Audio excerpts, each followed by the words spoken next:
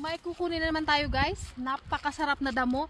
Ang lasa niya para siyang lasang peas. At magandang maganda tong gawing salad. Tsaka pwede mo rin siyang lutuin kung gusto mo. Halika dito.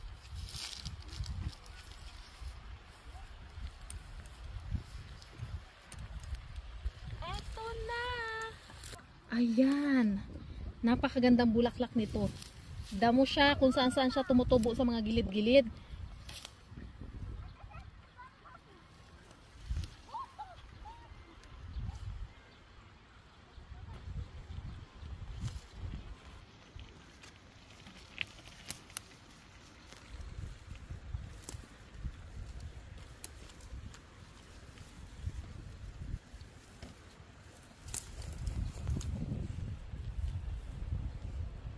Nakakain ng bulaklak nito, dahon, tapos ang bunga niya, para rin talaga siyang ano, ayan o, chicharong ligaw.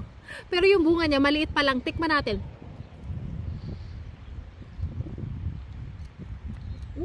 Lasa talaga siyang peas. Siguro pwede itong panlahok sa ano, sa pansit. Kasi lasa siyang ano chicharo. Tapos ang bulaklak nito guys, pag kinain mo yung bulaklak niya, yung gitna ng bulaklak, matamis. Parang siyang peas na matamis. Ang sarap. Ang sarap niya. Manguha tayo. Gawin nating salad.